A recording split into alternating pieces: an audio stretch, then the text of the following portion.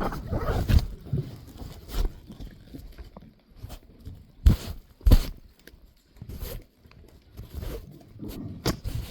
calling the record number 4TB019705424. Plaintiff Terrell Taylor versus Defendant Bob Honda. This is a Taylor resolution for equal treatment against Bob Honda. Good morning.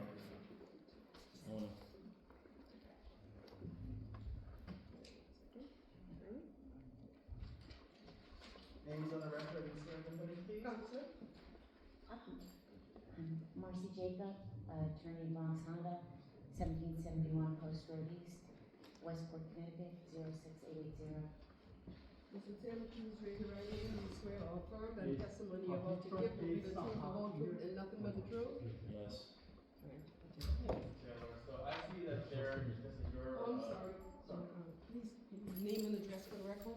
Terrell Taylor, 174-22, New York, home for April.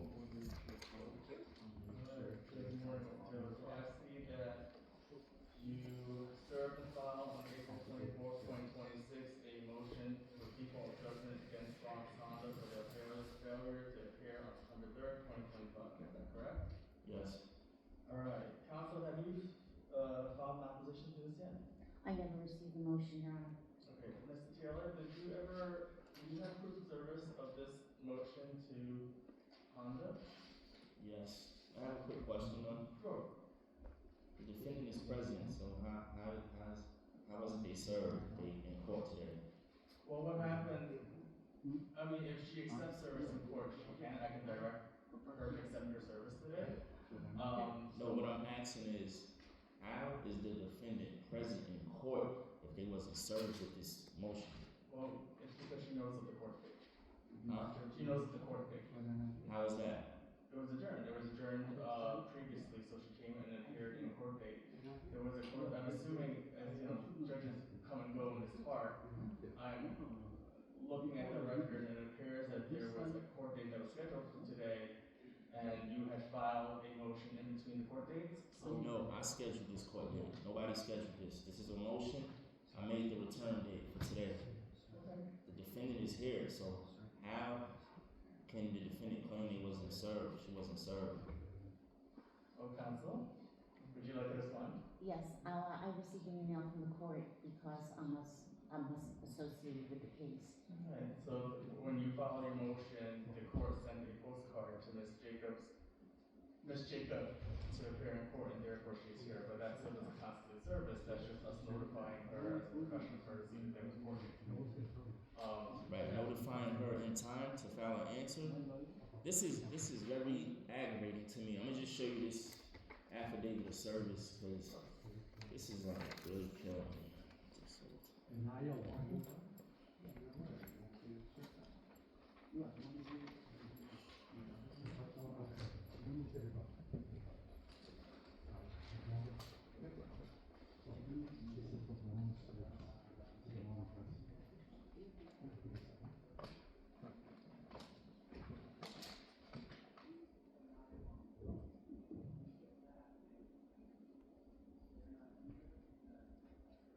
Okay, so you have an affidavit of service alleging to Ms.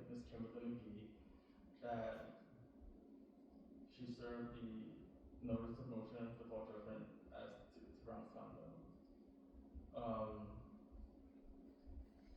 What did you say? 541 East Tremont Avenue, Bronx, New York 10461.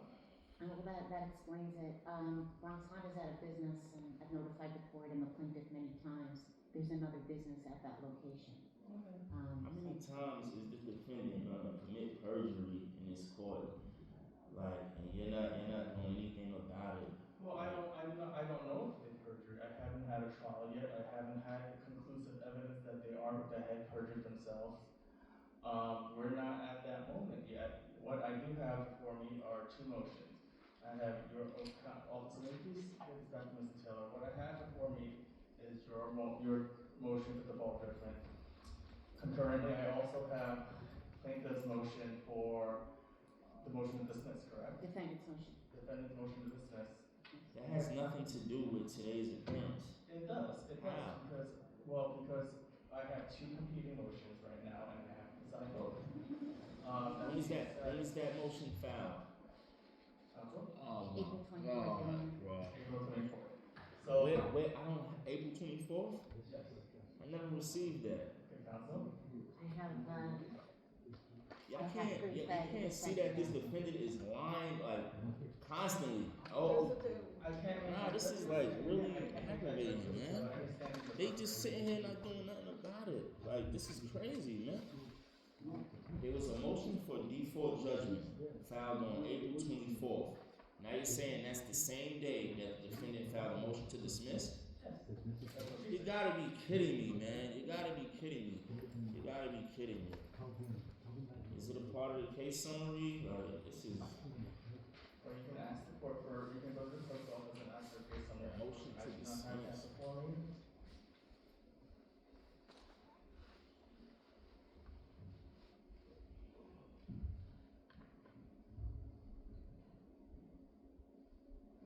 You also served this.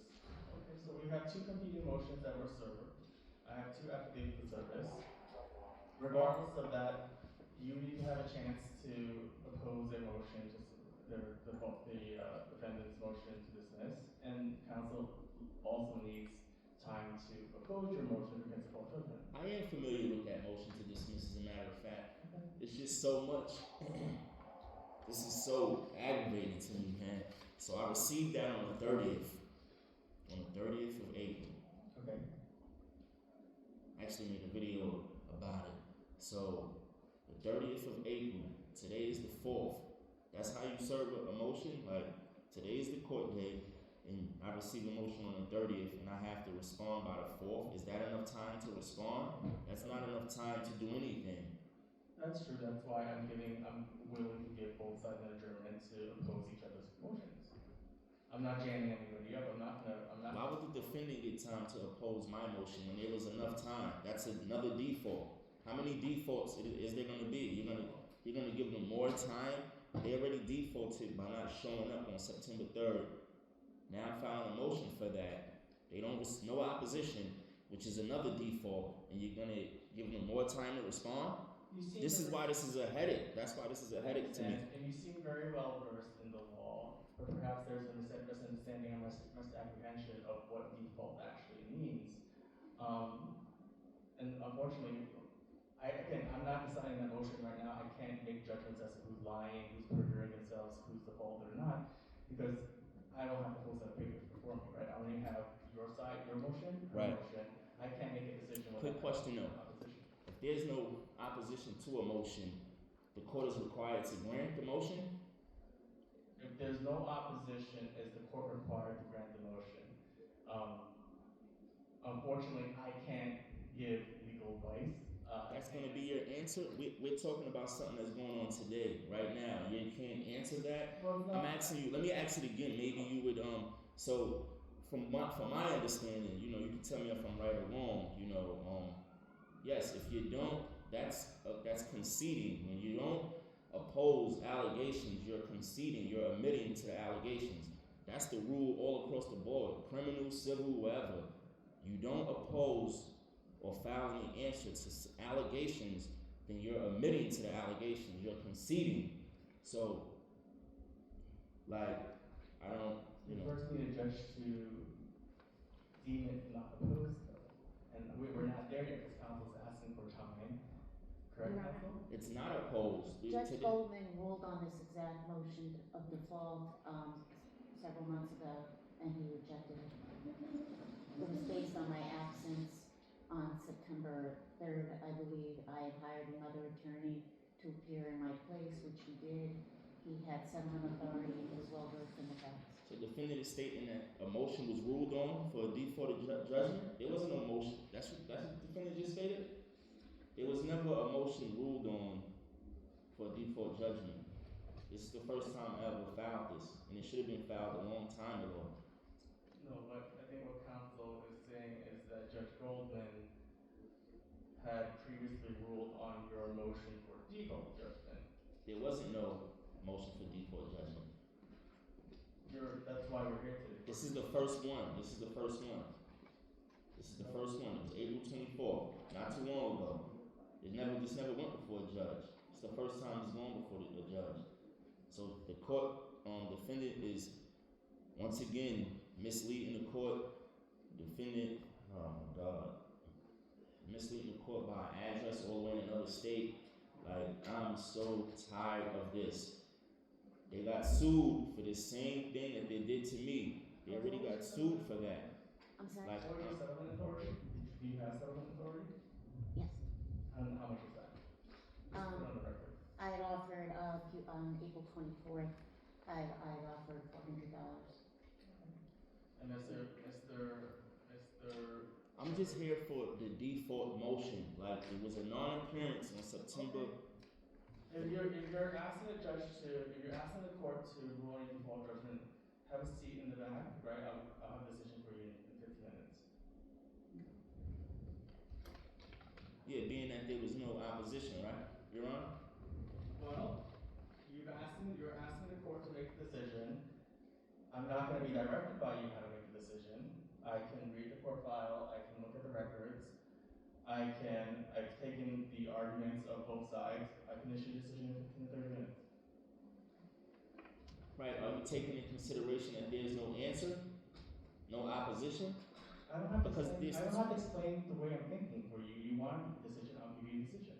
No, see, that's what I'm saying. Like, I'm not stupid. What I'm saying is that I'm not telling you how to do your job or whatever. I'm saying that there's no opposition. So there's two ways you can look at this. You can look at this from the papers that I submitted, and you could also look at it for the fact that the defendant, you can take in consideration that there's no answer, which is more important. That's what I'm saying. And I hear what you're saying, but, so you got everything before you. You know what I'm saying? I just said 15 minutes.